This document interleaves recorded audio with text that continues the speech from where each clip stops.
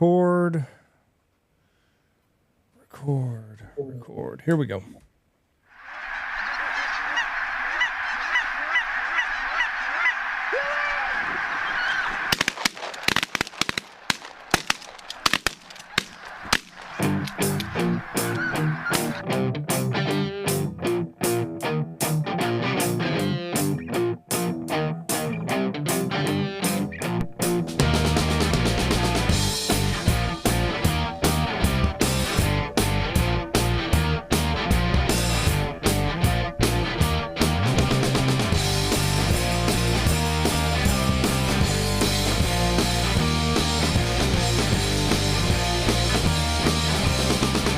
All right, here we go. 3, 2, 1. Boom! And welcome to the Big Honker Podcast, brought to you by Dirty Duck Coffee. I'm Jeff Stanfield with the world famous Andy Shaver. Been going at this all morning. That's all I've been. Black coffee and nicotine is what I'm running on right now. Sound like my dad in 1975, except it was Marlboro Reds or Winston's. It worked back then. It works today. Yep. Hope you have as much fun in life as Dad did. I will. With us today, Ronnie Phillips. Are you ready for me to script this one? Here we go. And Alex. Let's hear it. Diecidue. Hey! Got it. Boom. Are you Italian, Alex? I am. See, that's why. On the mustache? Not tell. Yep. I am also, so that's how I got it. See, I don't have problems with Italian names, but you throw in something else, and I'm screwed big time. How are you guys doing today? Great. Couldn't be better, man. This is an exciting time of year. It's a very busy time of year. You would think that the hunting season is our busiest time of year, but it's all the behind the scenes work that you do in the summer that you get ready to launch all of this content that makes it incredibly busy, but we're fortunate. Yep. Yeah, so June 30th, we got the big release of this season's Heartland Waterfowl. That's right. Coming up, just a couple, well, actually, by the time this has released, it will be out. So you should have watched it last night because today's July 1st. But anyway, that's exciting times, though.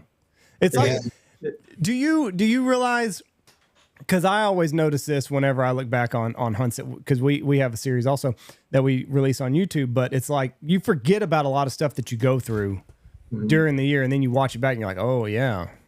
Yeah. That happens. Yeah, it's crazy that we're getting ready to air season 12, and we're getting ready in, 7 weeks to be up and starting season 13, which it's just, you know how it goes. It's like sometimes it feels like it's been 13 seasons, and other times it feels like it's just been yesterday that we started. But kind of like you're saying, it's really fun to be able to go back over the years, not only just over the last season that we filmed and be, some funny moments or some candid things that have happened that kind of remember, but being able to watch all the way back, 5 years ago, 8 years ago, 10 years ago, and be able to relive those moments. It's pretty cool. Yeah. My biggest regret that we've had since starting all this, Jeff's dad, my grandfather, he was on the podcast a lot. We didn't have video then. I wish we would have had video whenever he was on, and I wish we would have had our series when he was still alive. And not just alive, but like in good health. You know what I mean? Those last couple of years right. It was kind of going downhill. But if we could have got if Jeff would have been smart and had a film crew out here when he started back in 1992. Oh yeah, there'd be a whole lot of things different. So that's one thing that I feel like we missed. And just even if we could have just had the podcast video, then it would have been great just to relive those moments and go back in time a little bit. Yeah. There was nobody doing filming in 1992 hardly, though. Duck Commander, very, very, very poor at what he was doing at the time. You're just showing your age right there is all you're doing. Yeah, I agree with you. I wish, But I'm going to tell you right now, if I could go back to 1992, me filming some hunts is not what I would have changed. Apple. I'd be, that, and I'd buy a shitload of Bitcoin. I turned down a bunch of that. I mean, there's a lot of things I'd go back in time over besides me filming a hunt. Oh. Yeah, I wasn't buying real estate in second grade, so, I missed out. Yeah. There's Thanks, a lot, Alex. but I looked up one day a couple of stocks, and I thought on my senior day that I graduated from school, if I'd have taken all that money that I was given, which was not a lot of money, but probably $1,000 that I wasted on beer and good times, if I would have just bought Microsoft or a lot of different things like that, I would do things a whole lot different. But yes, I do wish that we would have been filming more things with when my dad was here at his prime. You would have really got some big fights with me, Tony, and Dad. There was a lot of arguing and stuff going on. So, but we're blessed to have been able to be in this business this long. First, absolutely, and that right there is winning the lottery by itself. I talk about that all the time. What would you do if you won the lottery? I'm doing what a lot of people would do if they won the lottery. Mm-hmm. We would just be doing it bigger. Yeah. I don't know if I would be. I don't know. I don't know that I'd be doing anything more. I don't know if I would be doing it bigger. Maybe I think if we won the lottery, I would do it smaller. I think I would have just be you. 8 people. No, 8 people working. 8 people hunting here a day, and that's it. Pay my guides a salary that they could make a good living on all year round. I wouldn't worry about money then. Right. I think from our perspective, there's a lot of things that we could do bigger and better if we had won the lottery. Yeah. Yeah. yeah. But there's a lot of really cool places we could go, Alex. Right. But do you want to? We're talking about, we run a lodge and we're running 30 to 40 people a day every day for 100 days, not counting dove season and stuff. I would scale it down, pay my employees more money than they're making now, double or triple their salaries. Right. And no pressure on me, and just enjoy life. Yep. I think I think that is the key for everyone, is it takes a lot of the pressure off. So let's say you won the lottery, right? It takes that pressure off of having to make money. So now you're focused on like, okay, we're just going to truly enjoy the hunts, do the hunts that we want. Hey, it's everyone's dream, right? Yeah, there's some clients I would call and say, you're not hunting with us no more. Oh, what's wrong? We won the lottery and you're not worth my freaking money. The money you pay is not worth being here. You're a pain in the ass. Not worth the headache. Exactly. No, there was a fireman in Euless, Texas that played the lottery religiously. I mean, religiously. And so firemen, being firemen, jack with people. My dad was a retired fireman. So the firemen decided they would record a video of a lottery numbers. So they held on to it for 6 to 9 months. And then they made a phone call, and he had a board. He'd play 20 numbers at a time or 20 different tickets at a time. He jumped up real quick, phone's ringing. He's cussing, God, runs over and gets the phone. Well, then they hit the recorder on the VCR. That's how long ago this was. And it plays the lottery numbers from 6 months ago or 9 months ago. Well, they stuck a lottery ticket in there and they put that number on it and put it on his stash. So anyways, he comes back and he starts seeing it, and he catches on to this number about number 4 in, number 17 or 38, and 17 hits. He goes, oh, 38, 38, 38, and 38 ball rolls across the deal. And he jumps up and, oh my God, I won the lottery. So he tells the captain there, he said, I tell you what, I freaking quit. I'm tired of being a fireman. I fucking quit. Well, captain was in on it. So then he calls the fire chief at home. He tells him, he said, listen here, you little fat son of a bitch. I won the lottery again. You can kiss my ass. I'm not going to fireman. Well, they didn't call the chief, but they knew they could fix that up. That's funny. Yeah. Then he called his wife. Yeah. And he told her, he goes off the rails. I won the lottery. Hell yeah. She's like, whoo, hoo, hoo. He goes, I don't know what you're excited about. He said, I've been sleeping with your sister for 6 years anyway. We're getting a fucking divorce. I shouldn't laugh at that. That's messed up. I'm sorry. True story. So they could fix his job, but they couldn't fix his marriage after that. Yeah. I'm trying to, maybe, is it a fireman thing, Alex? Oh, we're hard on each other all the time. Yeah, if you don't have, we kind of make this joke, and I think it's kind of the same way with like a lot of close-knit hunting groups, like the Heartland Waterfowl guys, right, or the guys that you hunt with.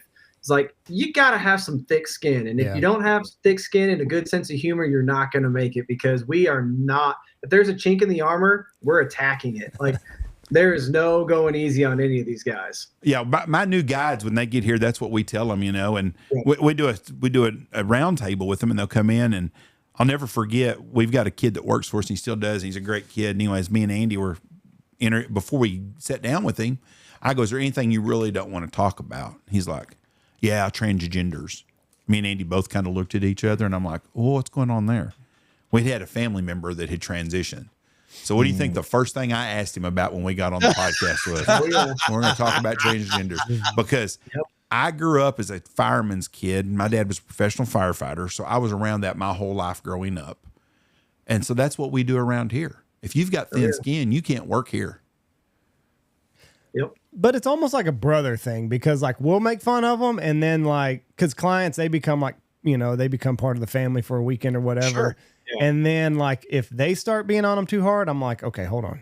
That's my stuff. Yeah. Now you're protective. Right. I can make fun of them. You can't make fun of them. Yeah, exactly. It's like, okay, hold on a second now. You're just being mean. I'm doing this all in good fun, but let's dial it back. He's mine to abuse, not yours. Yeah. I make fun of my brother being gay and fat all the time, but I don't want nobody else to do that. Exactly. No, he's not gay. Well, he is fat, but he's not gay. But but I don't think. Maybe he is. He's got a cat. He does have. Each their own. He's got several cats. He's got a cat. He says. Yeah. Well, and my mother has gotten old. She's older. She's in her mid 80s, and she's been sick, so she lives with Tony. And thank God for Tony, because my mom's not living with me. I had my dad live with me until he died. Or he lived with me for a week, and that was like a lifetime. So my mom is staying with Tony. So I tell people all the time, "How's your brother doing?" "Oh, times are tough. He's having to live with my mom now." I was like, "Fucking, I don't live with my mom. My mom lives with me." But anyways, he's got a cat and his mom. And he lives with his mom, so hell, he may be gay. I don't know. All the signs, So we got. We'll get back on track here. We got 9 episodes coming out. It starts June 30th. Where all did you guys go this last year? Oh, I guess let's start with just kind of the run order of the show. We always try to go to North Dakota in mid to late August for the early Canada goose season. It's just it's a fun trip because it's one of the first seasons in the States to where you can actually start hunting, and you don't have great expectations, even though legally you can kill a lot of numbers. Right. It's a tough season. Because they're in their family groups and there's no rhyme or reason for what they do. So it's kind of a twofer trip with, obviously we're there to film a waterfowl hunting episode, but the walleye fishing is prime right then also. And so if you ask the guys truly, it's just as much about the walleye fishing as it is about the goose hunting, but right. It's a great time to get the guys all together and knock the rust off a little bit. And then from there, we really gear up by going to Saskatchewan in October. And then we're back in North Dakota in November. And then, boy, help me out here, Alex. I think Kansas around Thanksgiving time. We all get the local group of guys that have all hunted together. And one of our buddies, Eric, that lives out in Kansas, him and Logan have been friends for an eternity. Right. So we go out there and hunt usually around the Thanksgiving time. And then see, you guys went to Oklahoma early December. Aspar Outfitters. That's our second year in a row that we've gone down there with them. And I'm telling you, salt of the earth guys, which we're very fortunate. Many of the outfitters, when we don't hunt with a lot of them, but the ones that we do are they get us. And that's kind of the thing with us hunting with outfitters is, there's a lot of producers that do. But for us, it's kind of like we have to have this conversation in advance that we're going to give your lodge exposure, but you have to let us do the work, because that's our target audience, is that blue collar worker who's scouting on their way to work, on their way home from work, to find that optimal time where they can get all of his buddies with all of their gear together to hunt that one spot on that one perfect day. And that's who we are. We put work in, 90% of what we do is scouting. If you don't scout, if you don't hide, you're not going to be successful. And so we don't want to be that group of producers that's just showing up at a lodge, hunting with an outfitter, waking up at the last possible minute, going out, go shoot our limit, whatever, and then go back, eat breakfast and take a nap. No, we want to do the work. And so not all some outfitters are, and again, to each their own. I'm not trying to throw shade at it, but they like being in control. And when it comes to working with us, it has to be a team. We have to, everybody has to be open-minded to how we can do this together to make it beneficial for everyone. Right. So yeah, Salt Plain or Aspar Outfitters. We've also hunted with Salt Plains. They're great guys. And then Tornado Alley in Kansas, we visit them a couple times a year. We usually are there either right before Christmas or right after the new year. Speaking of the new year, we hunt cranes with Joe Palumbo, who's on our team, and he runs 5 Land and Holding out in West Texas. So we typically start the new year with that hunt. And then towards the end of January, early February, if we're not hunting locally here in Missouri to wrap up the Canada goose season, the Kansas Canada goose season extends for another week past the Missouri season. And so we then go back to Tornado Alley in Kansas to finish up that season. And then it's going back to Saskatchewan for snows for the conservation season. If we can get back into Canada, and that's be an interesting story for you that we can talk about, because we went back in May, and for the first time in 12 years that we've been going to Saskatchewan, we got denied at the border. Why'd they deny y'all? Ooh, let's see. You want the Cliff Notes version? I'm very curious. And our listeners are very curious because we've been talking a lot about this because and I talked to a kid yesterday that's starting a business in Canada, and he asked me what I thought, and I said, God bless you, bud, and I wish you the best, but I would be scared to death to be getting in the hunting business in Canada as an American right now. So tell me your story. The short of the story is that we, for the last handful of years, I would say 5 to 7 years, had a partnership with Saskatchewan Tourism. You can kind of look them as a pseudo sponsor, where they pay us and we provide photography assets for them. We do social media distribution of our time there, and we will tag them in it. And then they have always written a letter of compliance that we give the border agents when we get there. And that had always been, up until May, this past May, a fast track into the country. The agents see that letter. They're like, oh, okay, you've been communicating with our people. They've obviously vetted you. You're good to go. Stamp, pay your gun declaration. You're in the country. Well, now because of all this political climate, if you will, they see this letter. And for this particular agent, I'm going to say something here that's probably off color, and I probably shouldn't say this, but you ever come across somebody and you see him and you're like, you're definitely a conservative. You're definitely a Trump person. Yeah. Or you see somebody else, and I know this is profiling, but you can see somebody and you're like, you are definitely a liberal. Right. Well, when we walked into that office at the border and that woman was standing there, it was like, oh no, she's definitely a liberal. Well, you don't know she. It could be they, them. Just saying. There was that possibility. I will say, we'll leave it at that. But she sees this letter. Well, and let me also backtrack a little bit, because in the past, and again, we've been doing this for years. In the last, 5, 6, 7 years, we've been going up twice a season. We go up in October and then we go back in May. And when we walk in, we're typically getting to the border late at night. So there's not a lot of traffic, and that's by design so that we can get in and get out. And normally the agents will ask us, are you guys all together? And we say, yeah. And they say, all right, just everybody come up at once. Well, this year it was like, because that had been routine for so many years, we all went up to the counter, and she's like, nope, one at a time. Like, oh, okay. So Logan Burdett, who's my partner in Heartland Waterfowl, he went up first, and he had the letter of compliance. And she's like, what is this? Well, this is where we work with Saskatchewan Tourism. Well, how do I know that you didn't just make this? We've been doing this for so long. Like, so you're telling me that you guys are getting paid? We're like, yeah, like we promote Saskatchewan. We give them photography assets. We tag them in social media posts. She goes, well, do you have a employer compliance number, otherwise known as an A number? We're like, what are you talking about? She's like, well, if you don't have a number, then you're entering the country illegally. And Logan turned at me and looked at me and was like, Ronnie, what do we do? And so I walked up to the counter. Of course, I asked her, ma'am, may I approach the bench? May I approach the bench? And again, there's nobody else in the room. And I said, man, with all due respect, the agent that's standing or sitting there with his arms crossed 20 feet away, looking straight at us right now, let us in with the same process back in October. And he just looked at us like this, like, I ain't fucking helping you. I mean, he didn't say it, but he might as well have, because that was the look on his face. Yeah. And so we were at the border for an hour, and she's talking to her manager, and they're like, no, you can't get in. So we had to go back to the nearest town. Why can I not think of that town? Every time we had to go all the way back to Grand Forks. Grand Forks, right. An hour and 15 minutes away. Yeah. And spend the night. The first thing in the morning, I reached out to Saskatchewan Tourism.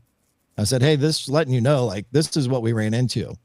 And the guy, and let me just say, Saskatchewan Tourism, absolutely phenomenal. Those guys have always been great. I don't want to throw shade at the entire country. We love them. And he got to work at it right away. His name's Daryl. So Daryl, if you're watching, we love you, buddy. Yeah. He got to working on it, and he said, all right, go back to the border, go eat lunch. And by then we should have this figured out. So we did. And then we went back across the street to our trucks and we waited in the parking lot until 5:15 that night. And he messaged us and said, go back to Grand Forks. We haven't got it figured out yet. I've ran this up to our VP, our CEO, and a Canadian immigration lawyer, and we still can't figure out how to get you into the country. So we go back to Grand Forks, an hour and 15 minutes away, go eat dinner. He messages while we're at dinner and he goes, I'm sorry, guys, but we can't turn this around in a timely manner. You're going to have to go back home. Fortunately, we got buddies in North Dakota. We went over to our buddy Cody's about an hour and a half away and did some walleye fishing for a day or two, and then came home. But yeah, they wouldn't let us into the country. So we're hoping now with the runway that we have and knowing that we need this compliance number, if we choose to continue working with Saskatchewan tourism, that we will be able to get that solidified so that we can go back in October. But that was really the reason, which is that's not going to be the problem for most people. But we do have friends who are guides or just love hunting and go to Saskatchewan. Our buddy Cole, he got stopped at the border for 3 hours. They fine-combed his entire truck, his trailer, looking for anything that they could to deny him at the border. He got in, but it was a much more rigorous process to get in. And so when we flipped around to go back into the country, to the United States, that is, the border agent was like asking a bunch of questions. And I was like, man, I don't know. I don't even know what to say right now because I feel so mind-effed about this whole process. And he was like, well, you don't have to worry now, man. You're safe. You're home. Because look, I'm just going to tell you right now, they're looking for every reason to turn Americans away, all because of the political climate, because I see it regularly. You're not the only ones that have gotten turned away over something silly. So it's going to get worse. Yeah. I worry about, like you said, like that the lone guide that's going up there. And, you know, even though he's got his paperwork in order, he might be missing, like you said, something like an A number or something. And then that can be reason enough to turn him away. Yeah. It just, I guess, in the grand scheme of things, for just the average guy that's going up there to hunt, and maybe potentially has been for the last decade, it's different. Things are completely different now, solely because of the political climate. So just be prepared for overly rude people. You know, we've run into some pretty rude ones before, and it's like, whatever, don't care. Yeah. But yeah, I mean, they're trashing guys' trucks for no reason. They're making it overly complicated. And we've heard that from multiple guys who have crossed and been across the hunt. And, you know, we were in Grand Forks and in North Dakota. All those people are saying, like, it's terrible. You know, it's just because of this political climate, things are going to be more difficult. It's going to take longer. So just, I guess, if you're watching this and you're getting ready to go to Canada this fall, just plan accordingly, because it's probably not going to be the greatest experience you've ever had. The border agents have never been warm and fuzzy, but I had never experienced them being this cold. They treated us terribly, like spoke to us. They were disrespectful, like so much so that I would never allow a person to speak to me this disrespectful, but we're just trying to hold our tongues and not blow a gasket because you want to get across. Yeah. But like in any other place, if someone would speak to you that disrespectful, you would not stand for it. No, they got you over a barrel. They're government employees. Yep. And their job. What's sad is the people in small town in Saskatchewan and Alberta, those people want us up there. They want the business. They treat you good. Those people on the border down there, they don't care one damn. They don't make a dime off of you, and so they don't care. And then you're dealing with the liberal twat waffle lady. That damn sure ain't helping. And there used to be certain places you could go through, like entry points that were easier to get on, like Plentywood, Montana. We used to be a good place to get across because it was pretty regular country guys that were locals that were there. Yep. I damn sure wouldn't want to cross somewhere like around where we crossed at in north of Syracuse. Those in Buffalo, Niagara Falls. That guy was a real smart ass to me about there. He thinks every place in Texas just has a shooting every day. Yeah. So. But you're dealing with a bunch of dumb fucks as far as I'm concerned. And that's a shame. But what you're telling people is the truth. And there's going to be a lot of people. You're going to hear a lot of stories this fall from people like that. My advice is if you're going with an outfitter, fly if you can. People that are doing do-it-yourselfers are going to have a lot of problems. But fly and rent a gun. Fly and have the gun provided for you at that place you go to. And that's what's going to come of Canadian hunting. It's going to be go over like it is to Mexico, and they have guns at the lodges for you to use and ammo. Right. And make it a lot easier. And which just takes away from the whole point of why we liked going there in the first place. Right. Like when you talk about that, granted, it's the Mecca, and it's heaven for a waterfowl hunter. Like it is just it's a favorite trip of the year, and we have a lot of really awesome trips. But when you describe it like that, it almost it takes away the whole authenticity, the whole organic feel of what you get to experience by going to Canada in the way that we used to always do it. How many people did they get a driver's license from at this last time? Just one of you? No, all of us, because they had to put us all in the system as entering the country illegally. So now we're flagged. Yeah, Andy got kicked out for a year. Yeah, I'm flagged. We were teaming up with an operation that did deer hunts up there and getting work visas and all that other stuff. They kind of dropped the ball on some of that stuff. But anyway, we tried anyway. I got turned around at the border, and then I got banned for a year. And like, even to today, that was over 10 years ago. And anytime I've gone to Canada since, it's a process. I'm always going to secondary. Like Jeff said, we were in upstate New York last summer. We were going to go across the border and look at Niagara Falls from the Canada side, which it looks the exact same from the U.S. side. So just save yourself the trip. And then there's that piece of shit amusement park over there that you're going to spend a fortune at. Beside the point. I'm in a car. It's me, my wife, and my 2 kids, and we're going to go across for the day, and we're going to see Niagara Falls from the Canada side, which looks identical to the American side, and pull up, and automatically you need to pull up over there, get out of your car, and agent will meet you over there. And they went through that fucking rental car, asked me all sorts of questions, just rude. You're from like you're a criminal. Yeah, they said, "Oh, you're from Texas. You have any guns on you?" I said, "I do not." I said, "We flew up to upstate New York. We're here for a week on vacation. We're flying home." "Well, where do you keep your guns?" Not here in upstate New York. I don't have any guns. There's no guns in this vehicle." And they just asked me the same question 7 different times to try to get me to admit that I had a 9mm shoved up my ass somewhere. And finally, they're like, "Well, do you have any weapons on you?" And I forgot about my pocket knife. And my son was freaking out that my pocket knife was in and I forgot. It's something I carry every single day. And I just kind of shoved that into the bottom of my pocket, hoping I wasn't going to get strip searched and then find this little bitty pocket knife that I carry. But luckily we went inside, told them what we were going to do. They asked the kids a couple questions, I guess, to make sure we weren't smuggling them into the country. I tried to waterfowl hunt up there, so now I'm a child smuggler also. Yeah. And then went outside, and like you said, all the floorboard mats were out, the trunk was popped, and I guess they had combed through that rental car pretty good, but they let us in. But everybody, so y'all are all going to deal this, because we went up there twice hunting right after that. We went to Saskatchewan, and then a week later we went to Ontario. And we flew into Saskatchewan. It wasn't a problem. Yeah. But when we flew out of Calgary and Alberta, it wasn't a problem. But boy, we went into Ontario. We had to go across the bridge there at Thousand Islands at Alexandria Bay. And sure enough, boy, there's all of us in a car. We got film crew and stuff. And they asked the question. They asked Andy if you had any film crew, if you had any cameras with you. And Andy said, "I don't personally have anything like that on me." "Okay, you guys can go."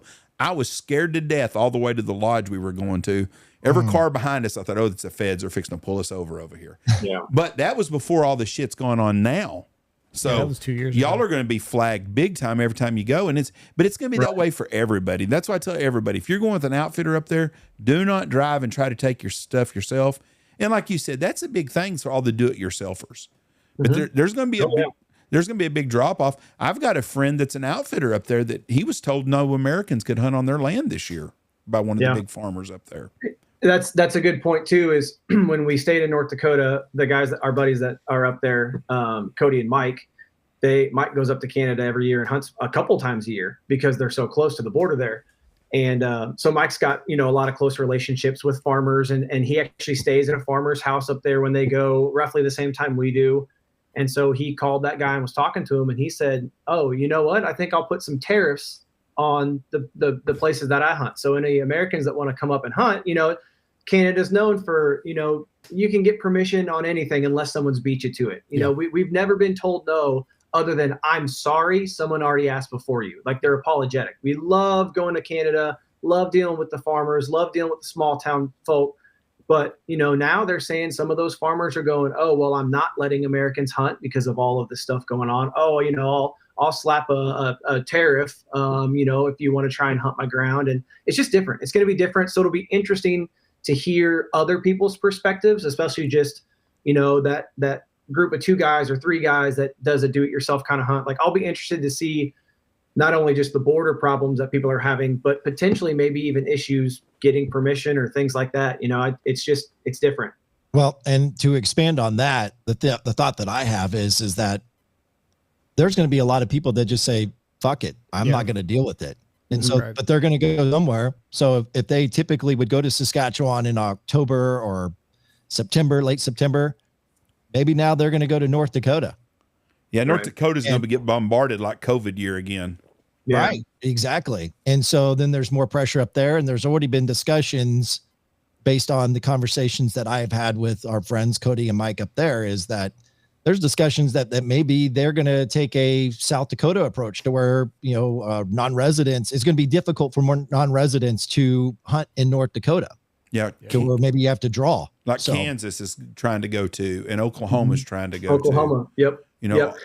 I think that's a trend that you're going to see more across every state. And this goes for waterfowl, big game. Like, it doesn't matter. There is, especially since COVID year 2020, and YouTube's got super popular. So there's so many more people that are out there doing it and hunting and going to these places, that the pressure is through the roof on so many places, that you're going to see more limited tags, more like South Dakota does, where you can pick your 7-day window or whatever it is. And I think you're probably going to start seeing that more and more across the states, unfortunately. Yeah. Do you blame them? Because I don't. No, I mean, you have to protect. It's a limited resource, right? So you have to do what you can to protect a limited resource, because we have the same thought process of, I want to preserve this. I want to make this better. I want the waterfowl numbers to be better. I want the hunting experiences for people to be better. So I suppose if that means there's less opportunity, so that there can be more opportunity in the future for my kids or your kids or next generation of waterfowl hunters, then that is probably the step we're going to have to take. Yeah, Oklahoma's kind of done to themselves with that 8-bird bag limit, though. Well, that's stupid. You know what I mean? Everybody sees that big bag limit, and they're like, "Oh, we got to go to Oklahoma." Well, and you can shoot 2 specs. You can actually kill 10 birds. Right. That is a stupid. I think, what's Kansas's? Are they at 8 birds or 6? 6 honkers. See, and 4 birds is plenty. And you know what? The outfitters up there that listen to this that get mad, like, that's bullshit, ridiculous. I've been in 5-bird limits here. When I first got into business years and years and years ago, it was 3. If we kill 3 dark geese, that's all you need to kill. There's no sense. If you've got a group of 10 guys out and they kill 30 birds, those guys have had a great time. And if you just, it's not going to change your business at all. People want to hunt. Anybody that wants to come out to kill 12 guys and kill 100 geese, they're doing it for the wrong reasons anyways. And I like to pull the trigger as much as anybody else does. I think Canada's limits ought to be short. I think theirs should go to 5 or 6 birds also. I really do. When you can go to Canada in September and just beat the brakes off the brown ducks, and you're shooting, 5, 6 pintail hens. Yes. That has to be a problem, right? Yes. People will argue against it. People will argue for it and against it. I've seen every, opinion on it whatsoever, but I mean, there's got to be an effect. Give me a legit argument on the side of letting you shoot 5 pintail hens. I don't have one. Nobody does. There's not one out there at all. It's kind of like Iran with the nuclear weapon. There is nobody that can give you a good reason why Iran needs a nuclear weapon. None at all. Well, that might give you a reason. It's just not a good one. Yeah, no, it's not. It's not a valid. You're exactly right. They'll give you a reason, but it's not a valid reason. But it's like shooting the ducks up there. I think we should. Yeah. I think that I don't want to see them take days away. I want to see them take the number of birds you can shoot away. But the Canada deal is not going to change anytime soon. I think it's going to get worse. I don't know. I think you guys caught it at like the height of everything. Hopefully, by the time September and October rolls around, things have cooled off just a little bit. But like, when you guys went up there in May, that was like prime time. Everything's happening. That's true. The problem is though that now we're flagged. Yeah, now we're in that is the problem. So now we got to cross that hurdle. And I'm hoping that because of the relationship great relationship, I want to again reiterate that because of the great relationship that we have with Saskatchewan tourism, that they can help facilitate that process for us. So that once then we get across and then we're flagged as being good immigrants, that we won't have problems in the future. So I'm gonna be cautiously optimistic. But you mentioned a good point, Jeff, with if you're wanting to go up there and just, again, like all of us, we love to hunt, we love to pull the trigger, we love to shoot limits. But I think it would be safe to say that most waterfowl hunters, at least I'll speak for our Heartland Waterfowl crew, it is much about the brotherhood, the camaraderie, just the experience. I mean, we want to kill as many birds as we can, but that is what we love about waterfowl hunting. Also, I mean, we're doing it from a production standpoint too, and we are very passionate about getting good content. So we do love that. But if you genuinely love waterfowl hunting for the right reasons, you love it for everything that is encompassing, which is that camaraderie and that time with your brothers. It's a fraternity like no other in the outdoors. There's no other hunting, because deer hunters, I know a lot of guys that are diehard whitetail guys. It's it's a solo deal. Maybe you and your buddy, that's it. Elk hunting, it's all that stuff is one, and you shoot one time and it's over and you're like, oh shit, the work has begun. The only difference I would say about that is, when it comes to whitetail, is the bow hunting versus rifle hunting. So like here in Missouri, it is you still get that camaraderie. You might be hunting by yourself. And so that dynamic is most definitely different, but it's that camaraderie of being in deer camp with your dad, with your grandpa, with your brother, your cousins, your best buddies, and sharing that time around a campfire. And so you get that in the rifle season. Bow hunters, it's a little bit different. It is a lot more specific, and you're not there to drink beers and wake up at, right before sunrise. And, you're there to fill your tag. So from that standpoint, it's a little bit different, but I agree that, it is a fraternity unlike any other in the outdoors. Yeah. You can walk in any business. If you walk into a banker's office in Bakersfield, California, and he's got Ducks Unlimited prints on his walls, you're like, this guy's a duck hunter, and you got something you can talk about. Yep. And it's that way everywhere. Old decoys. Don't matter where you go, if you run into a waterfowl hunter, you got something called. I see a guy that the most iconic logo in the world outside of Nike and Coca-Cola is the Ducks Unlimited head. If you see a guy wearing a DU sticker on a shirt or something, we were in Michigan the other day eating dinner, and a guy walked in, had a Great Lakes Ducks Unlimited Michigan deal on it. I don't know nothing about the guy, but he was a member of Ducks Unlimited. He wouldn't have been wearing that deal, and he duck hunted. But you know that, and it opens up doors for people. And I think the camaraderie is very important, and I hope we don't lose that. And there's a lot of guys that go them Canada trips. That's a good time for a long time with your friends, but it's a huge loss for them communities, those small towns out in Quill Lakes. You take away all the outfitters and hunting around there, them restaurants will be all out of business. A lot of them. Mm-hmm. Yeah. Hotels. Yeah. It goes beyond just that. It's and it's crazy how many people recognize that in the rural communities. I've got relationships with farmers up there, landowners, that they'll text me Merry Christmas, Happy New Year, whatever, we have relationships beyond just talking to them when we need something. Yeah. And they'll speak to, hey, we love you guys. First of all, because when we go up there, we're typically targeting snow geese. Mm-hmm. And they can create some damage, right? Like we make the joke, we are saving the tundra one snow goose at a time. So it's not only we are helped because they just either got done seeding or whatever the case may be, we're helping them from a conservation standpoint, but they recognize the revenue that we bring to their country and rural community. Hold on just a moment. He just sent me a text and said we're not recording. Are we recording right now? Yeah. Okay, good deal. On StreamYard, it shows down here at the bottom that it's not recording. Yeah. No, it's recording on the alternate thing, the video switcher that I got. Okay. I didn't want to say anything because you're good. No.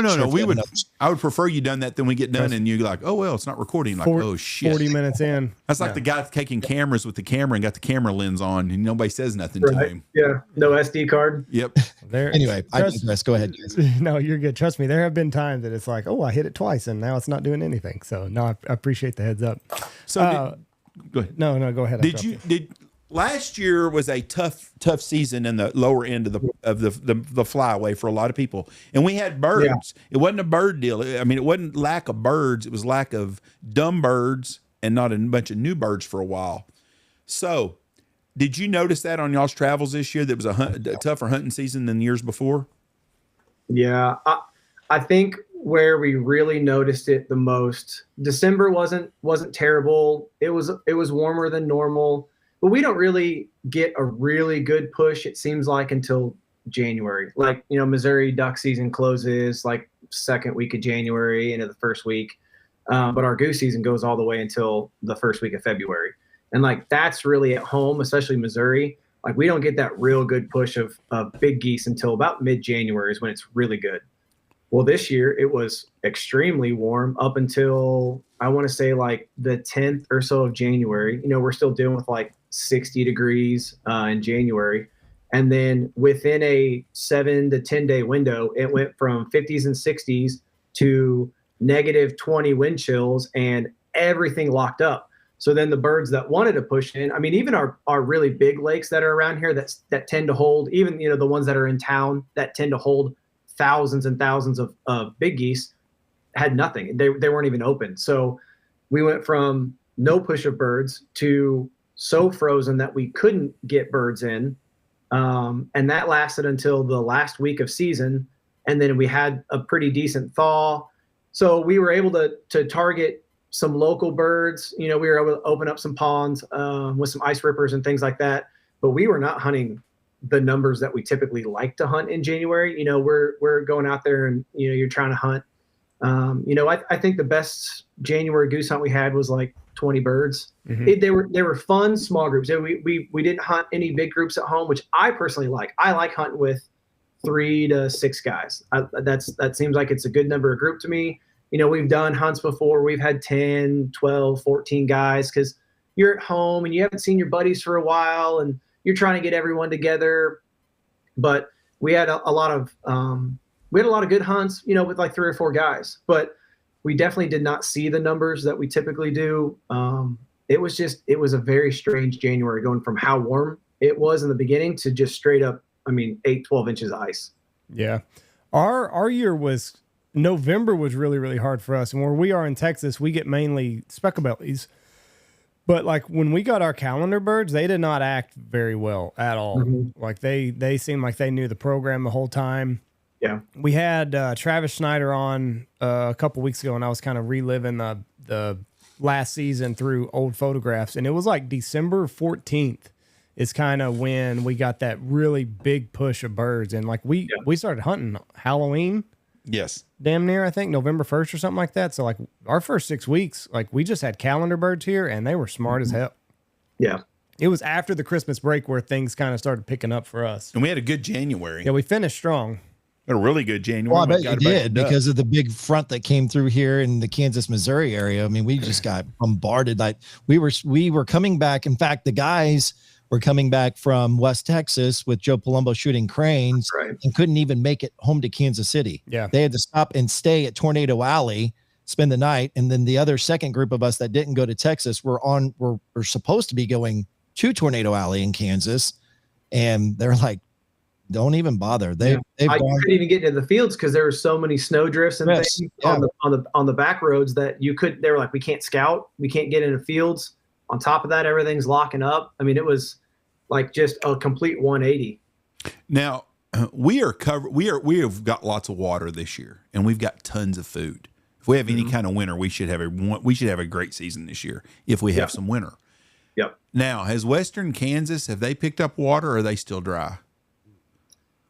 I don't know. That I don't know. That I don't know. I know that Nebraska and a couple of our buddies in eastern Wyoming, they're dry as can be. I mean, they're complaining about having no water at all. So I would assume that probably western Kansas is pretty dry too. I know that Wyoming and Nebraska have been hurt for water.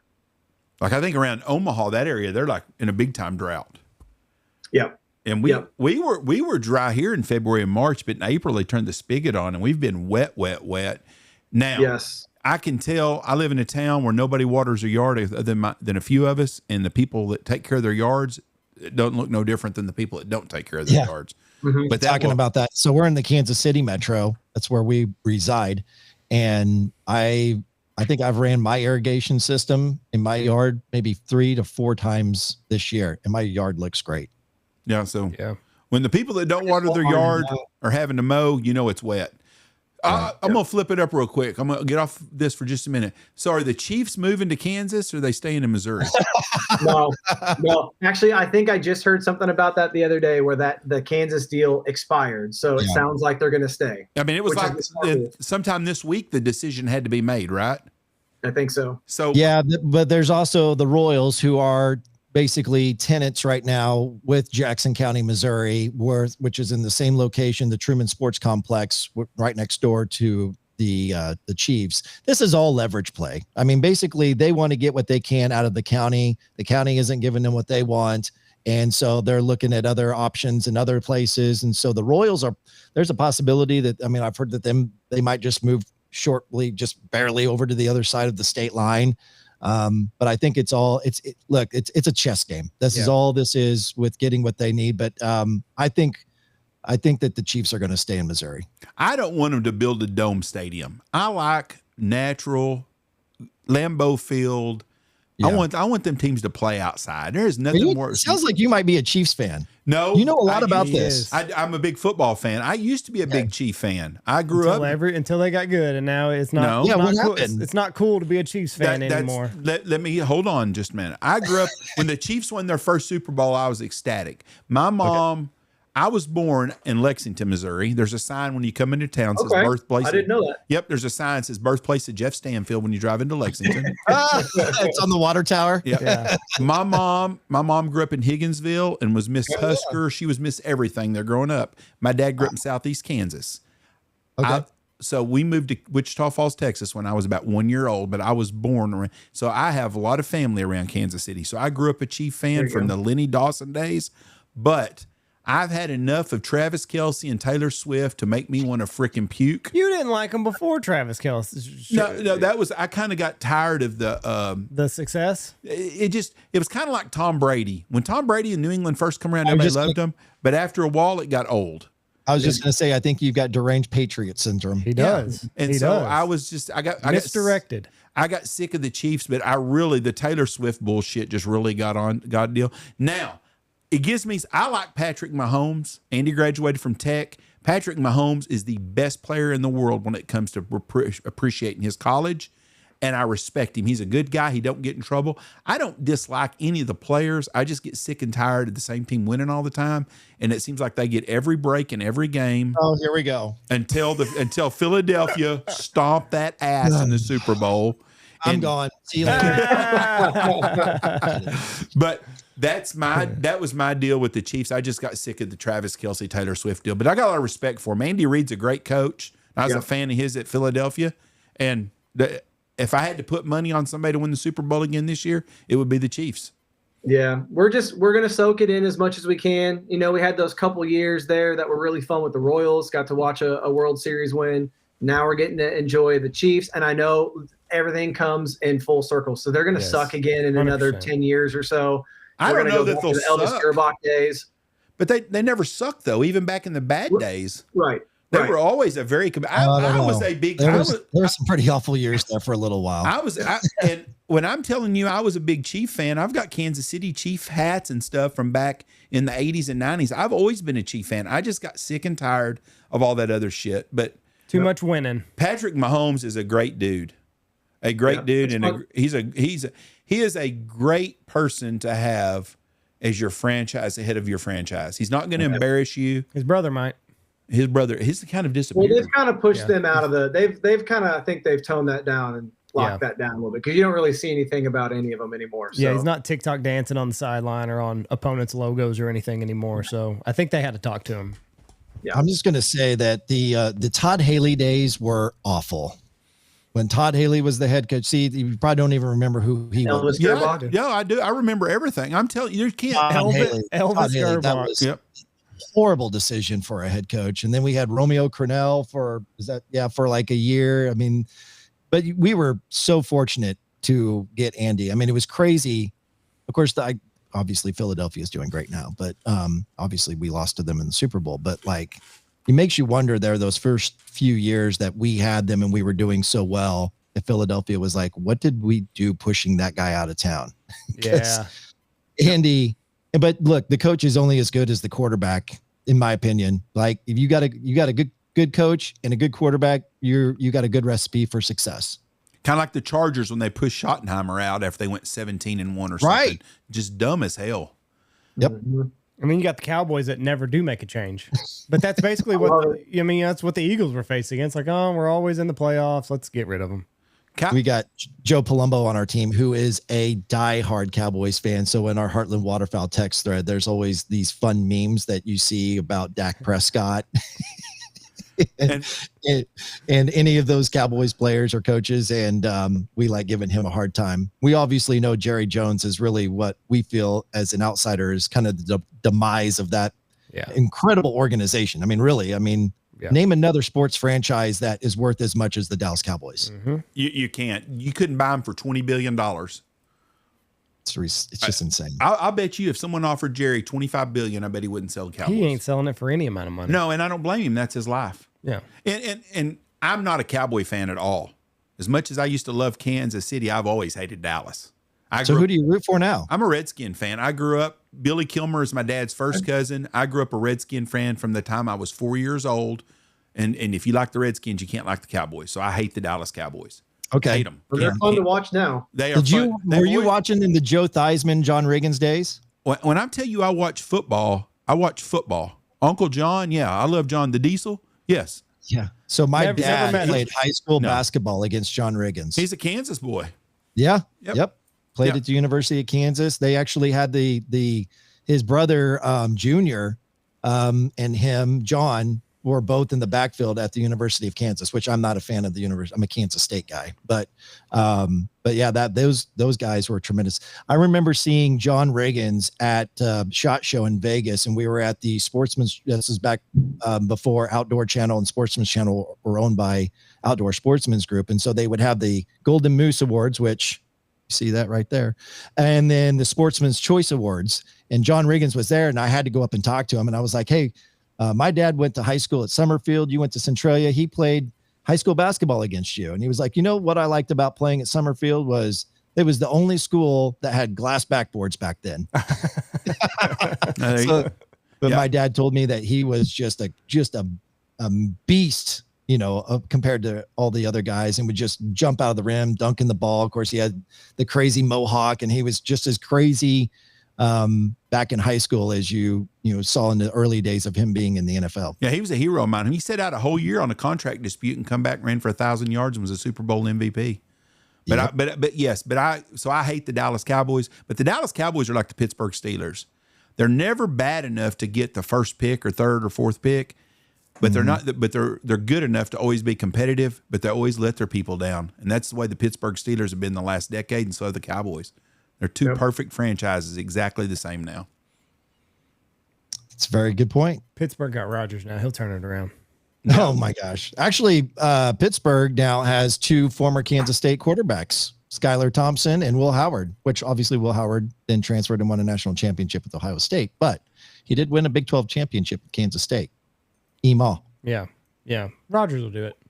He's newly married now, so he's got no distractions this year. I'd put money on it right now, and you're going to laugh at this. I think Dallas wins their division this year. Oh, no. I think that I'll take that bet. I will take that bet with you right now. I think George Pickens is going to make a big difference on them offensively, and they're going to be a lot better on defense. Yeah, that guy's going to be such a cancer in that locker room. I hope he is. I'm telling you right now, if Dallas goes 2-15, it'd be a happy day for me. How can we make a wager on this, Jeff? Because I'm not seeing. Yeah, and this is recorded, so there's no backing out of No, this. we do football wagers all the time. I'll tell you what to do. I'll bet you $100 that Dallas wins their division. Okay. And we give whoever loses has to write a check to St. Jude's Children's Hospital. Deal. All right, you got a deal. I love it. And then we come back on the podcast to eat crow. To gloat. Okay. Yeah, I like to talk shit. But you got a Super Bowl winning team and the Commanders that were. I think Washington, my team, takes a step backwards this year. Trust me, if I pay $100 and Dallas doesn't win the division, that's worth $100 all day for me. I'm happy as shit. It's just like me. If I draft Dak Prescott, and I've done it twice, and he's broke a leg or gotten his out for the rest of the season, every time I draft him, I'll draft his ass again first. Guarantees Dallas ain't gonna make Super Bowl or make playoffs, except I like my fantasy football. I don't want to do that to myself, but I've had him 2 times when he's been out for the year. And I think Dakota Prescott is a really good guy. I really do. Yeah. Dak is a good person, and he's a good quarterback. I really believe that. Yeah, he's been kind of having to run for his life, it seems like, the last couple of years. You know, that offensive line has been a little suspect. Oh, they were a little better last year. So with the same $100 bill, I'll bet you the Chiefs don't win their division this year. Oh, I'll take that bet. Another $100 towards $200 into this. Yep, another $100. I think the Chiefs have just as good. Now, I'm not going to suggest that they're going to win the Super Bowl, but I think they have just as good of a chance as anyone to at least make the AFC title game again. Well, they've had the same recipe that New England had for a long time. You're in a terrible division and you've got a great football team, so you get home field advantage in the playoffs every year, and it's been the same recipe. I think the problem with the Chiefs this year is not really what they're going to do. The San Diego or the Chargers, whoever the hell they are now, Jim Harbaugh's second year, he wins big time everywhere he's at. And don't second guess also the Denver Broncos, man. They had a hell of a draft, and they obviously have a great coach. So I'm a little worried about them as well. I mean, we had some close encounters. In fact, we would have lost to them at home had we not blocked a field goal. Yes, right. Trust me, I was going against them every game.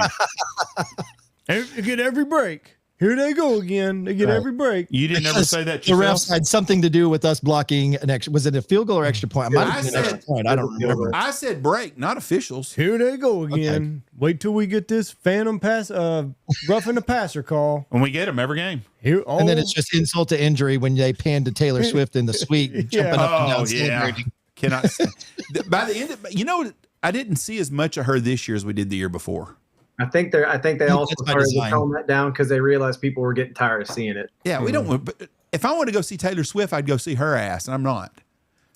But you can't deny that her dating Travis Kelce, which, like my daughter, she's going to be 12 in August, so she's obviously a Swiftie. I could care less. I worked in country music. I worked in radio for 20 some years, so I remember Taylor Swift coming to Kansas City to open up for Ronnie Millsap, who opened up for George Strait at Kemper Arena. So I remember her. I've met her.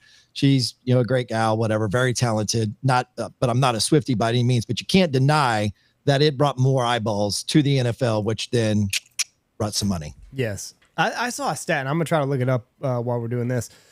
Just the amount of money that she's generated for the Chiefs, and just the more eyes that she's brought to NFL. Like it's the amount of Travis Kelce jerseys that have just been sold because of her affiliation, astronomical. Yeah, there you go, Ronnie. Let's just have her come on a trip with us. There you go. She's busy that time of year. Being the woke liberal that I'm, and that might be a little extreme to call her woke, but I'll say I don't think so. I think that she's probably a fucking poster child for that. Yeah, I'm pretty sure she is. Yeah. I was trying to be somewhat diplomatic about it. We're not diplomatic on our podcast. We tell it the way it is. Correct. I wouldn't. I'm not a Taylor Swift fan at all, but she has been huge for kids watching the NFL. $1 billion is what they estimate that she has brought in publicity and revenue to the NFL. Oh, I'm sure that. I mean, there's no doubt about that. So why wouldn't you exploit it? Yeah, it's like Dion at Colorado. If Colorado wins 4 or 5 games again this year and gets back to normal, and they don't win 8 or 9 games, because I don't think Dion's a great coach, he's worth $100 million a year just in publicity to the University of Colorado. Alone. Okay, so let me ask you, being the hardcore football guys that you are, like how sick are you of Deion Sanders? Because I am. It don't bother me. We're SEC guys now, or I am. Andy's a Big 12 guy, so Andy's a Tech guy. I'm a Texas guy. I think Deion is good for those kids and what he teaches them about dressing, I will no give you earrings, and all that stuff. But all the other bullshit aside, he's not. I don't think he's a very good coach. I think he wins when he's got better talent than everybody. He's not going to win because of his coaching. You're saying no. I think it's going to be because of talent. Like there's some guys out there that are good coaches that can coach. Whether Andy Reid's a guy like that. Andy Reid, whatever players he has, he's going to win. He's a good coach. I don't think Deion's a great coach. I could argue that it was solely because of Deion Sanders that his son fell as far in the draft as he did. I think that's about like Taylor Swift being a woke liberal. I think that's pretty obvious. I think they thought he was going to go a lot higher than he did, and they could kind of strong arm some teams into you're going to play by our rules. And then when he started falling, they realized that they were not going to have any leverage this year or ever. I mean, I really, really think that they thought it was going to be Travis Hunter, Shedeur Sanders in that 1-2 or that 2-3 spot. Yep. Yeah. And it did not happen that way. Well, I mean, like Deion saying like, oh, we're going to go to the offensive coordinator and talk about what plans he has for my son. That shit wouldn't fly in Colorado. If a high school kid said, their dad said, hey, I want to be in on the meetings to know what we got cooking for my kid, he wouldn't have gone for that. He'd be like, I'll find somebody else. So I think that's what happened. I think you're 100% right.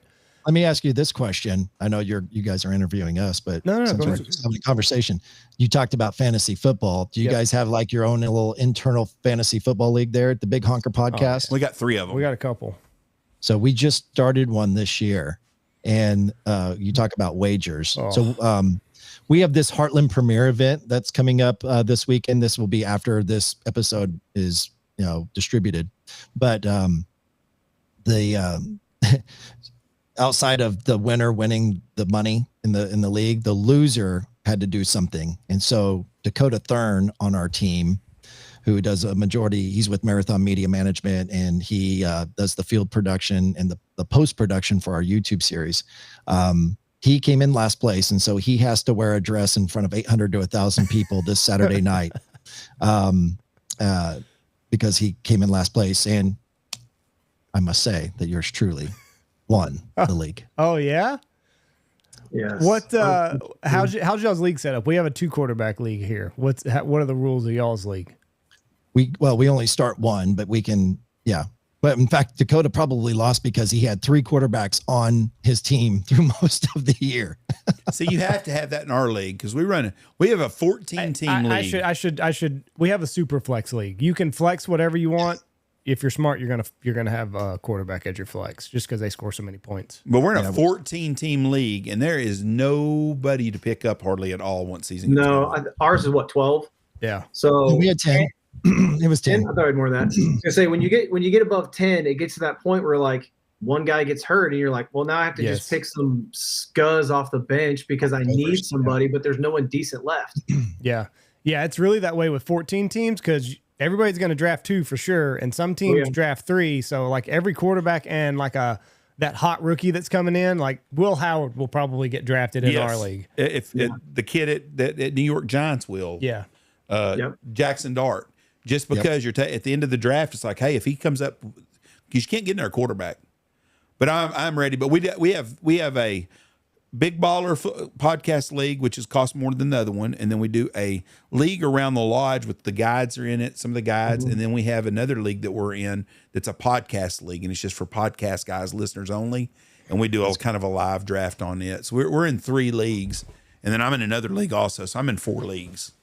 Yeah, it's tough to manage. It is. It's a full-time job. It is. It's a good time though.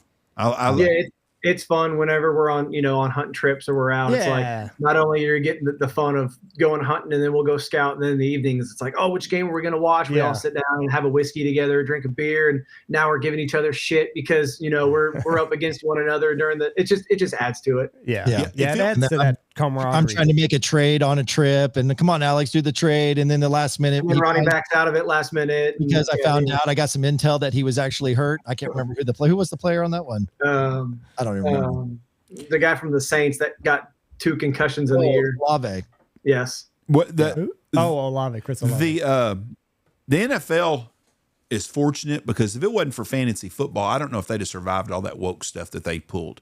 But fantasy football pulled them through, and I think that's what makes football because every group that's in here right now on Sunday nights, like we've got groups that'll be over, or on a Monday, I see guys all the time on Monday Night Football. I need 12 points out of so-and-so. I mean, everybody plays fantasy football.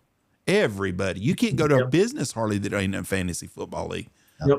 Matter of fact, when I find someone that doesn't watch football or play fantasy football, I'm actually surprised. I used to think Jeff played fantasy baseball when I was growing up, and we had one computer in the house, and like he's checking it at 2:00 in the morning because the West Coast games are ending around midnight. Yeah. I'm like, check it in the morning. It ain't gonna fucking change any. Right. But then, so that was like my introduction to fantasy teams and everything. So whenever he approached me about getting a fantasy football team, I'm like, I'm not doing that. Like, it's too much work. And then I played that first year, and it's like refresh. I fought it forever. I'm not doing that. That's fantasy bullshit. That's all, and then I did it one year, and I was like, damn, this is actually really fun. And now I'm like all into the stats and like trying to trade players at 2 a.m. And and the draft day we do for one of our leagues, we have everybody out at the lodge, we cook, and we all do a draft right there. That's like the best night of the year because everybody's together and you're talking shit about, I can't believe you took him. Like, oh, that's the reach of the draft. And so it just brings a lot of camaraderie, like you talked about. It's like an afternoon scouting trip. Yeah. It's a guy's time. You bet. It's the best time. So what, so you've got the premiere, where are y'all doing that at? Here in Kansas City. It's actually a little town. It's Independence, a town outside of Kansas City, Independence, Missouri. It's Stony Creek Hotel and Conference Center, which is right next to Bass Pro Shops. They got a banquet room. They got several banquet rooms, but we do the big showing in that room that fits 800 to 1,000 people. We've been doing, this is our 10th year now, in collaboration with Heartland Bowhunter. I should mention that. Yeah. And so we do a charity golf tournament the day before. So tomorrow and this is going to be the first year that we are doing 2 tournaments in one day, an effort to raise as much money as we can for a local charity. So we've that's been important to us. Kansas City and this community has been so freaking good to us. And so I know it sounds corny, but like we want to be good guys that gives back. Yeah. And so we pick a different charity every year. And this year it's Foster Kids KC. It's an organization that provides resources and empowers, uplifts those children and the families associated. And so we feel a calling to help them out. So we've got 2 tournaments tomorrow. We'll present a check on stage the next night. We raffle off a ton of prizes from our sponsors, both from HB and HW. And it's free. We do 200 to 300 pieces of drinkware from Yeti that's laser engraved with our Heartland Premier logo. So it's free entry. The first 200 or 300 people in the door get one of those, or a free Onyx Elite membership. Nice. And it's as much as it is about our brand and showcasing our brand. It's as much about our team using that as a time to celebrate all of the hard work that we've done. And it comes at the perfect time, because then you see that affirmation that you get from everybody that comes, and they have such a great time that it gets you just that little extra bolt of energy to be like, all right, let's go do season 13. Let's get after it. Because as you guys guide, you get towards the end of the season, you're like, man, do I have it in me to do this another year? And then something happens where you get that little burst of energy that says, yep, I'm excited. Let's get after it again. Yeah. Yeah. It's pretty amazing. It's summertime, right? So, Saturday it'll be 95 degrees, and you'll look outside right before you open the doors, and there's 200 or 300 people that have been waiting in line for a few hours. Like it's a special feeling to have those people come in and say, man, we really love the show. We look forward to it every week. We make sure and follow along and it's cool. And being able to talk to not only the people that you know and that you see year after year, but new people that say, hey, I drove up from Oklahoma, or I drove in from, Nebraska or somewhere to come see this. And they're bringing the kids along, and the kids it's super cool to be able to hang out, talk to new people, talk shop with, hundreds of people about hunting in general. It's a really fun weekend. I encourage people, obviously it'll be already have passed by the time that this airs, but man, if you're anywhere remotely close, just come to it. Like I said, it's free, it's fun, it's just a really good weekend for everybody. It's usually the last weekend of June. Yeah. So the week, because we're showing the idea, the way we sell it is that you get to see, it's kind of a sneak peek. You get to see an episode from both HB and HW before these episodes go to air live on the network. And so if anybody is watching this, just kind of tentatively write it in your calendar, the last weekend in June. And we've had people from, I remember people saying they've come from Iowa, Colorado, Pennsylvania, Ohio, Michigan. Typically it's mostly regional people, but yeah, there are those hardcore people that love what we do and they see the fun that has come from this, or they've got word of mouth from other people who have attended. And they say that sounds like a good little weekend getaway. And Kansas City, I don't care what people say on the East or West Coast, Kansas City is a damn fun town. It's the biggest small town in America. Yeah, it is. So I'm going to ask you a tough question. In 13 seasons of doing this, what is your favorite hunt that you've done? Mine always revolve around Saskatchewan. I will say that. You want to go first? No, go ahead. Oh, well, so one that always stands out, and I'm probably going to steal one of yours because it is from Canada. I want to say it was season, was it 3 or 4? It might. Yeah, it was one of those. Might have been 3. We had a big front push in, and it went from 50 degrees to we had a blizzard come in. And when we were scouting that evening, it was snowing so bad that we couldn't hardly see anything at all, had no visibility. And we drove by a spot that we had seen birds at before. I believe Logan had hunted this farmer in the past, and we saw like 20 ducks dip into this bottom, and that was all we could see. And it was like, well, that's all we got. It's all we got. We know we went and got permission. They remembered Logan, talked for a while. So we were like, this is either going to be really awesome or it's going to be terrible. And it was the single best hunt. We shot 6-man limit of all Drake mallards and almost a full 6-man limit of geese as well. Damn. And they were, yes, it was unreal. They were just, actually, where is it at? Right here. Yeah, look at this picture. On the Wall of Fame.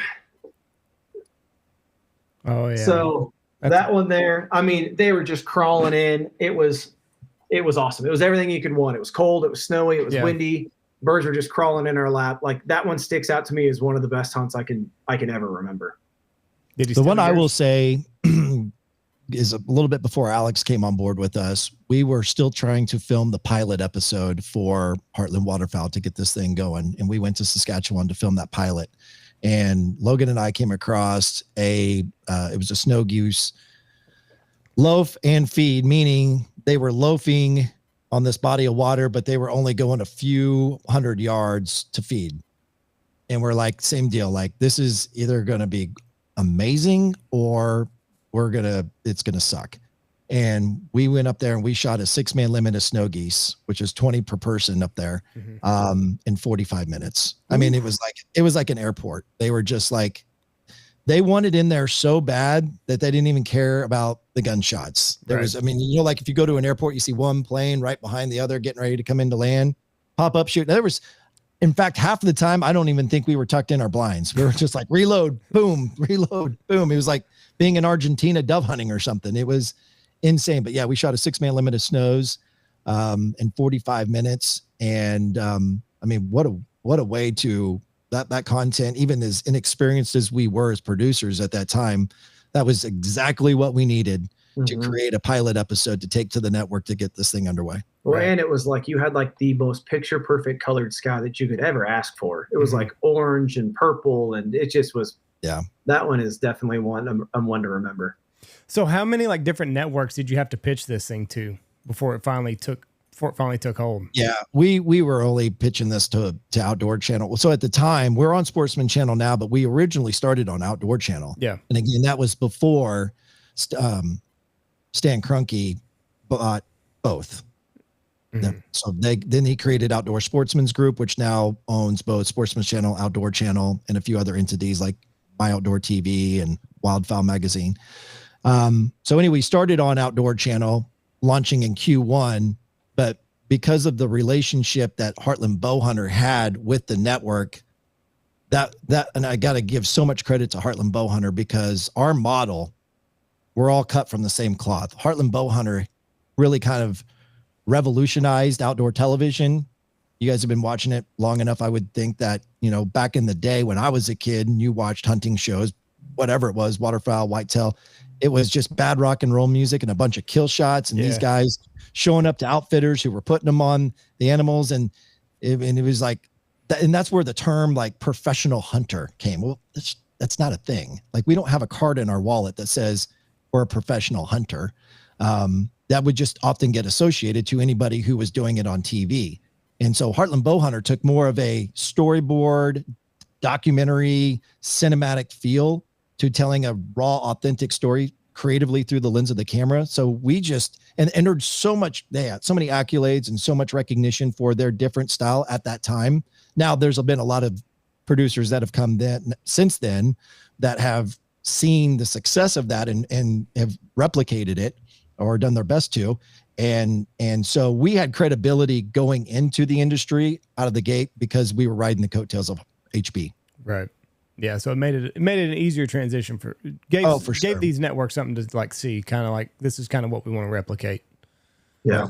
But when Stan bought it though, then they were trying to figure out, well, how are we going to sell Outdoor Channel and Sportsman's Channel to all of these at the time? Again, there's the landscape has changed so much since then, but they're trying to build and create contracts with satellite and cable networks. And so they're like, well, why are we going to pay all this money for two networks that are doing the same thing?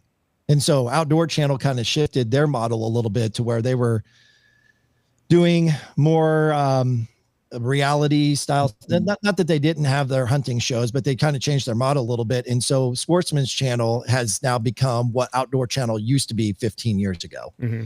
And so we saw an opportunity to get on board with that. And I don't know, it was like season, I want to say 5, maybe 6 that we made the switch to. I could be wrong on that, but somewhere in that ballpark, we switched from Outdoor Channel to Sportsman's Channel, and it's been great. Yeah.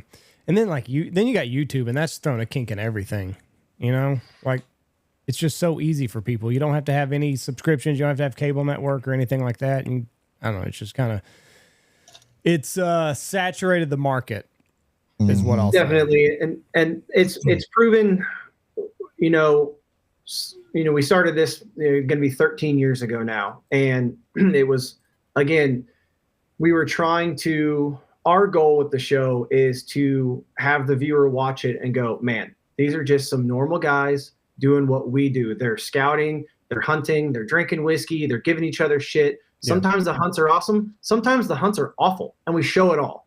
And we were one of the first ones to truly show the entirety of a hunt from start to finish, from scouting to hitting the gas stations to camp life to the bad hunts. No one ever showed the bad hunts. Yeah. But that's the reality of the fact. And I want people to watch it and go, damn, that's just like what we do.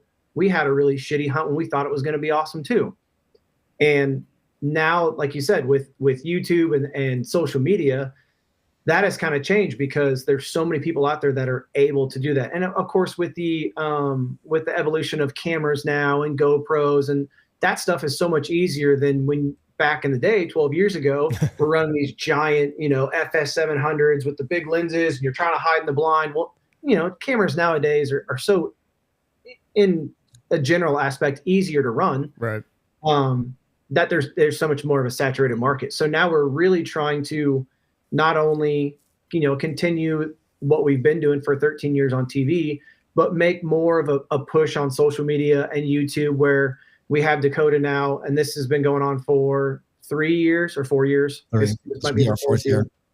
That, and we've done it a couple different ways each season, trying to see what's working the best. But, there for a couple of years, we were literally, Dakota was editing the hunt that night after we hunted and getting it up within 24 hours. Wow. So people could follow along and go, oh, they're in North Dakota right now. I'm getting ready to go in 3 days. I wonder what it's like. And it's almost like you can be right there with us. Right. That got some great feedback. And then we realized, we'd really like to give these one-off YouTube episodes for maybe people who don't have cable or things like that, that now we are turning them around still in a timely fashion, but you're getting full episodes on YouTube that are still going to be different than what you're getting ready to see airing on the Sportsman's Channel.